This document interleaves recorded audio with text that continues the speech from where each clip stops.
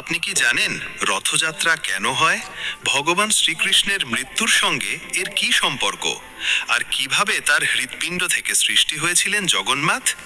আজকের ভিডিওতে আমরা জানব এই বিস্ময়কর অলৌকিক ঘটনা, যা শুনলে আপনি অবাক হয়ে যাবেন। তাই বলছি, যদি সত্যিই জানার ইচ্ছা থাকে তাহলে ভিডিওটা শেষ পর্যন্ত মনোযোগ দিয়ে দেখুন। আর যদি শুধু সময় কাটানোর জন্য ক্লিক করে থাকেন তাহলে এখানেই স্কিপ করে দিন। কারণ মহাভারত থেকে আমরা জানতে পারি অল্প জ্ঞান সব দিক থেকে বিপজ্জনক। তাই শুরু করি আজকের রহস্যময় যাত্রা। প্রথমেই চলুন জানি ভগবান শ্রীকৃষ্ণের মৃত্যু কিভাবে ঘটেছিল। মহাভারতের যুদ্ধ শেষে গান্ধারীর 100 পুত্রই মারা যায়। গান্ধারী ছিলেন একজন সৎ, ন্যায়পরায়ণ এবং ভক্তিসম্পন্ন পূজারত রানী। তার মনে হয়েছিল এই যুদ্ধ শ্রীকৃষ্ণ চাইলে তার দেবত্ব দিয়ে যুদ্ধ থামাতে পারত, কিন্তু তিনি তা করেননি। তাই গান্ধারী নিজের সন্তান হারানোর অসহনীয় দুঃখ যন্ত্রণায় শ্রীকৃষ্ণকে অভিশাপ দেন। তিনি বললেন, তুমি এবং তোমার যদুবংশ একে অপরের হাতে ধ্বংস হবে, আর এটা ঘটবে ঠিক 36 বছর পরে। তোমার প্রিয় নগরী দ্বারকা সমুদ্রের মধ্যে ডুবে যাবে, তুমি নিজেও মৃত্যুবরণ করবে। এই কথা শুনেও শ্রীকৃষ্ণ হাসলেন। তিনি চুপ করে রইলেন, কারণ তিনি জানতেন ঈশ্বর কখনো অভিশাপকে আটকান না। তিনি সব কিছু হাসি মুখে মেনে নেন। সময় কাটতে লাগলো। ঠিক 36 বছর পরে গান্ধারীর অভিশাপ এক এক করে সত্যি হতে শুরু করলো। তখন যদুবংশ ছিল খুব শক্তিশালী, অপরাজেয়, কিন্তু তাদের মধ্যে অহংকার ঢুকে গেল। তারা নিজেদের মধ্যে ঝগড়া শুরু করলো, আর একে একে নিজেদের হাতেই নিজেরাই অপরকে হত্যা করলো। কেউ বাধা দিতে পারল না। একদিনে যদুবংশ সম্পূর্ণ ধ্বংস হয়ে গেল। এরপর কি হলো জানেন? সমুদ্রের জল হঠাৎ করে বেড়ে উঠল আর ভাসিয়ে নিয়ে গেল প্রিয় দ্বারকা নগরকে। শহরটা সমুদ্রের মধ্যে হারিয়ে গেল। যেদিন যদুবংশ শেষ হয়ে গেল, সেদিনই শ্রীকৃষ্ণ একা একা নদীর ধারে গিয়ে একটা গাছের নিচে চুপচাপ শুয়েছিলেন। ঠিক তখনই ঘটে গেল সেই ভয়ানক ঘটনা।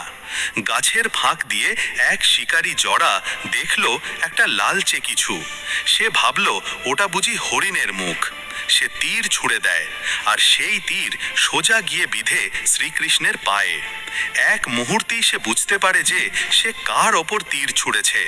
সে আহত করেছে স্বয়ং ভগবান শ্রীকৃষ্ণকে। তখন সে ভীষণ ভেঙে পড়ল আর কাঁদতে কাঁদতে বলল, হে ভগবান, আমাকে ক্ষমা করুন, আমি না জেনে একটা ভয়ানক পাপ করে ফেলেছি। কিন্তু শ্রীকৃষ্ণ তখনও শান্ত, হাসি মুখে বললেন, তুমি কোনো অপরাধ করনি। ত্রেতা যুগে আমি বালিকে গাছের আড়াল থেকে হত্যা করেছিলাম। সেই পাপের ফল আজ আমি নিজের হাতে নিচ্ছি। তোমার হাতেই আমার মৃত্যু লেখা ছিল।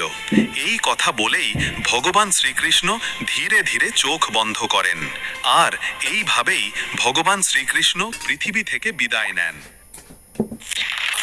এবার আমরা জানব কিভাবে সেই শ্রীকৃষ্ণের হৃদয় থেকে জন্ম নিল জগন্নাথ দেব, আর কিভাবে শুরু হলো রথযাত্রা। এরপর শিকারী জড়া তখন খুব দুঃখিত হয়ে সে সব কিছু জানায় অর্জুনকে। সব শুনে অর্জুনের মন ভেঙে যায় দুঃখে। তিনি সৎকারের জন্য শ্রীকৃষ্ণের দেহ গ্রহণ করেন। শ্রীকৃষ্ণের দেহ আগুনে পুড়ে ছাই হয়ে গেলেও তার হৃদয় পুড়ল না। সেটা জীবিত ও অলৌকিক ছিল, একটা অদ্ভুত আলোতে জ্বলজ্বল করছিল। অর্জুন সেই অলৌকিক হৃদয়টি একটা কাঠের তক্তায় রেখে নদীতে ভাসিয়ে দেন। সেই হৃদয়টি ভেসে ভেসে গিয়ে পৌঁছায় ওড়িশার মহানদীর তীরে।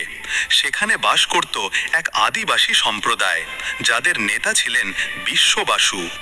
বিশ্ববাসু সেই জ্যোতির্ময় হৃদয়টি পান, যেটা থেকে দেবালোকে আলো বের হচ্ছিল। তিনি সেই হৃদয়কে নীলমাধব রূপে গোপনে পূজা করতে থাকেন, অত্যন্ত শ্রদ্ধা আর ভক্তি দিয়ে। অন্যদিকে অবন্তী রাজ্যের রাজা ইন্দ্রতিউব ছিলেন একজন বড় বিষ্ণু ভক্ত। একদিন এক ঋষি এসে তাকে বলেন, মহারাজ, ওডিশায় এক অলৌকিক দেবরূপ নীলমাধবের পূজা হয়। তাকে এক আদিবাসী নেতা গোপনে পুজো করেন। এটা শুনেই রাজা উল্লসিত হয়ে ওঠেন। তিনি সঙ্গে সঙ্গে একজন জ্ঞানী ব্রাহ্মণ বিদ্যাপতিকে পাঠান ওডিশায় সত্যতা যাচাই করতে। বিদ্যাপতি অনেক পথ পেরিয়ে পৌঁছালেন এক রহস্যময় গ্রামের কাছে, যেখানে আদিবাসীদের নেতা বিশ্ববাসু নাকি একটি গোপন গুহায় এক অলৌকিক দেবতা নীলমাধবের গোপন পূজা করেন। বিদ্যাপতি বিশ্ববাসুর সঙ্গে দেখা করে ভক্তি ভরে বলেন, মহাশয়, আমি বহু দূর থেকে এসেছি, আপনি কি আমাকে সেই পবিত্র স্থানে একবার নিয়ে যেতে পারেন? বিশ্ববাসু কিছুটা সংকোচে বলেন, ক্ষমা করবেন, আমি কাউকেই সেখানে নিয়ে যেতে পারি না। বিদ্যাপতি তখন দিশেহারা। এভাবে যদি ফিরে যাই তাহলে রাজাকে কি বলবো? আমাকে কিছু একটা উপায় বের করতেই হবে। এই চিন্তায় তিনি কিছুদিন সেই গ্রামেই থেকে যান। এভাবেই ধীরে ধীরে বিশ্ববাসুর মেয়ে ললিতার সঙ্গে বিদ্যাপতির ভালোবাসা সৃষ্টি হয় এবং শেষমেশ তারা বিবাহ করেন। বিয়ের কিছুদিন পর বিদ্যাপতি ললিতাকে অনুরোধ করেন, তুমি কি তোমার বাবাকে অনুরোধ করতে পারো যেন আমায় একবার নীলমাধব দর্শন করতে দেন? ললিতা বলেন, আমি চেষ্টা করব। ললিতা তার বাবাকে রাজি করান, তবে বিশ্ববাসু একটি শর্ত দেন, বিদ্যাপতির চোখে পট্টি বেঁধে তাকে নিয়ে যাওয়া হবে। বিদ্যাপতি রাজি হয়ে যান, কিন্তু সাথে সাথে একটি কৌশল করেন। তিনি চালাকির সাথে সর্ষের দানা নিয়ে যান এবং গুহার পথে ছড়িয়ে ছড়িয়ে যান, যাতে ফিরে আসার সময় তিনি সেই পথ চিনতে পারেন। অবশেষে তিনি পৌঁছে যান সেই গুহায়। সেখানে তিনি যা দেখেন তা তার জীবনে কোনোদিনও ভুলবেন না। এক আশ্চর্যকর আলোয় পূর্ণ এক অলৌকিক রূপ নীলমাধব। গভীর ভক্তি আর আনন্দে তার চোখ ভরে ওঠে। গোপন গুহা থেকে ফিরে এসে তিনি সব কথা জানান রাজা ইন্দ্রতীয়ুপকে। কিছুদিন পরে রাজা বিদ্যাপতির সাথে সেই সর্ষে গাছের দানা অনুসরণ করে সেই গুহায় পৌঁছান। কিন্তু তখনই ঘটে এক অলৌকিক ঘটনা। নীলমাধব আর সেখানে নেই, গুহাটি একেবারে শূন্য। এই অলৌকিক ঘটনার সামনে পড়ে রাজা হতাশ হয়ে পড়েন আর ফিরে আসেন তার রাজ্যে। কিন্তু তার মনে জেগে থাকে একটাই সংকল্প, এই নীলমাধবকে খুঁজে বের করতেই হবে। সেই রাতেই রাজা ইন্দ্রতীয়ুপ এক অলৌকিক স্বপ্ন দেখেন। ভগবান বিষ্ণু স্বপ্নে এসে তাকে বলেন, এই জগতে আমি তোমায় নীলমাধব রূপে আর দর্শন দিতে পারবো না। তুমি পুরীর সমুদ্র তটে যাও। সেখানে সমুদ্রের বুকে ভেসে আসবে এক বিশাল লালচে সুগন্ধি দারু বৃক্ষ। তাতে থাকবে আমার শঙ্খ, চক্র, গদা আর পদ্মের চিহ্ন। সেই কাঠ দিয়েই বানাবে আমার 3টি মূর্তি। তখনই শুরু হবে আমার পূজা, জগন্নাথ, বলভদ্র ও সুভদ্রার রূপে। রাজা তখনই ছুটে যান পুরীর সমুদ্র তটে। তখন সত্যি তিনি দেখেন বিশাল এক অলৌকিক কাঠ ভেসে আসে তীরে। রাজা এবং প্রজারা সেই কাঠটি টেনে তোলার জন্য অনেক চেষ্টা করেন, কিন্তু পারছেন না। শেষ পর্যন্ত আদিবাসী নেতা বিশ্ববাসুর সাহায্যে সেই অলৌকিক কাঠ রাজপ্রাসাদে আনা হয়। কিন্তু এরপর আবার এক বিপত্তি। রাজ্যের সেরা কারিগররাও সেই কাঠে হাত দিতে পারছেন না। তারা বলেন, এই কাঠ এতই শক্ত যে আমাদের ছেনি হাতুড়ি কিছুতেই কাজ করছে না। আমাদের ক্ষমা করুন রাজা, আমরা ব্যর্থ। রাজা তখন ভীষণ হতাশ। কিন্তু সেই রাতেই ভগবান বিষ্ণু আবার স্বপ্নে আসেন। তিনি বলেন, রাজা, দেবতাদের শ্রেষ্ঠ শিল্পী বিশ্বকর্মার আরাধনা করো, এই কাজ ওই সম্পূর্ণ করতে পারবে। রাজা ভগবানের নির্দেশ অনুসারে বিশ্বকর্মার ধ্যান শুরু করেন। ঠিক তখনই রাজপ্রাসাদের দরবারে এসে উপস্থিত হন এক অজানা বৃদ্ধ। তিনি বলেন, রাজা, শুনেছি আপনি ভগবানের মূর্তি বানাতে চাইছেন। রাজা অবাক হয়ে বলেন, হ্যাঁ, আপনি কি পারবেন সেই অলৌকিক কাঠে দেবমূর্তি তৈরি করতে? বৃদ্ধটি মৃদু হেসে বলেন, অবশ্যই পারবো, কিন্তু আমার একটা শর্ত আছে। আমি একা একটি বন্ধ ঘরে 21 দিনের মধ্যে মূর্তি বানাবো। এই সময় কেউ ঘরের দরজা খুলবে না। একবারও যদি কেউ ঢোকে, আমি কাজ ফেলে সঙ্গে সঙ্গে চলে যাব। রাজা ইন্দ্রতীয়ুপ কিছু না ভেবেই শর্তে রাজি হয়ে যান। বৃদ্ধটি দরজা বন্ধ করে মূর্তি তৈরির কাজ শুরু করেন। দরজার বাইরে দাঁড়িয়ে মানুষজন প্রতিদিন ছেনি হাতুড়ির শব্দ শুনতে পেতেন, কিন্তু 15 দিন পর হঠাৎ করে কোনো আওয়াজ পাওয়া যায় না। রানী গুন্ডিচা চিন্তিত হয়ে পড়েন। তিনি রাজাকে বলেন, মহারাজ, আজ অনেকক্ষণ হয়ে গেল, ভেতর থেকে কোনো শব্দ আসছে না। মনে হয় সেই বৃদ্ধ কারিগর না খেয়ে জ্ঞান হারিয়েছে। যদি কোনো দুর্ঘটনা ঘটে যায় তার আগে আমাদের দরজাটা খুলে দেখা উচিত। রাজা বলেন, রানী, তিনি তো শর্ত দিয়েছিলেন 21 দিনের আগে দরজা খোলা চলবে না। রানী উদ্বিগ্ন হয়ে বলেন, মহারাজ, যদি তার কিছু হয়ে যায় তাহলে আমাদের পাপ হবে। ভগবানের মূর্তি তৈরির কাজ পবিত্র, সেখানে কারো মৃত্যু হলে তা মহাপাপ হবে। অবশেষে রানীর জেদে দরজা খোলা হয়, আর দরজা খুলতেই ভেতরে কাউকেই দেখা যায় না। বৃদ্ধ অদৃশ্য হয়ে গেছেন, আর মাটিতে পড়ে রয়েছে 3টি অসম্পূর্ণ মূর্তি, যাদের হাত পা নেই। রাজা ইন্দ্রতীয়ুব স্তম্ভ হয়ে যান। তবে যখন তিনি মূর্তির কাছে যান, তিনি একটি অলৌকিক হৃদস্পন্দন অনুভব করেন। তার মনে হয় এই মূর্তির ভিতরেই রয়েছে শ্রীকৃষ্ণের হৃদয়।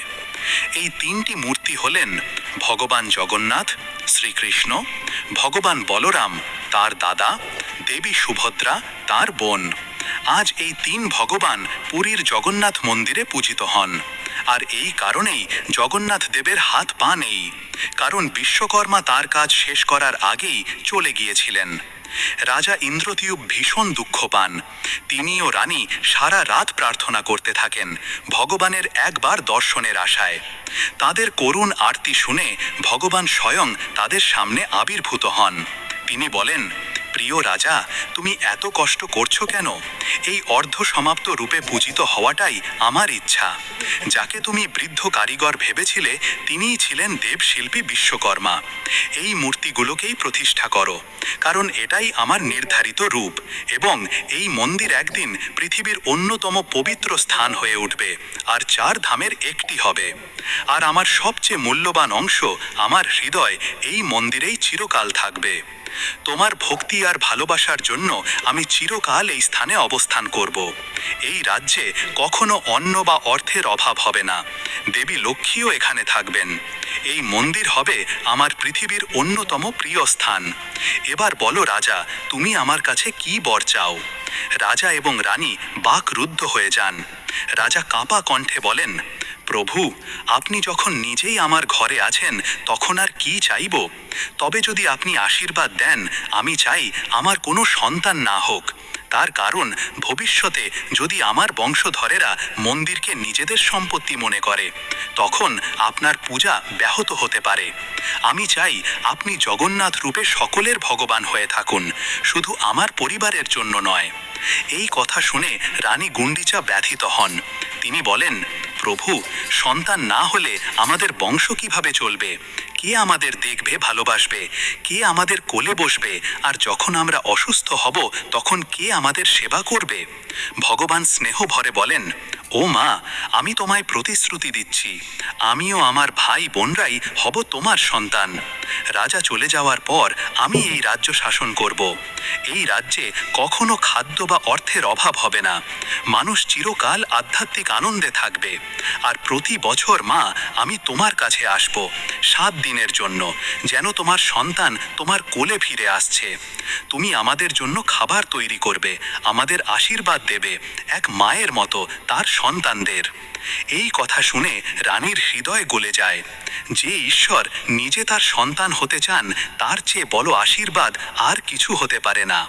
ত্রিমূর্তি তারা, ভগবান জগন্নাথ, তার দাদা বলরাম এবং বোন সুভদ্রা, 3টি রথে চড়ে পুরীর মন্দির থেকে বড়দণ্ড পথে গুন্ডিচা মন্দিরে তার মাসিকে দেখতে যান 7 দিনের জন্য।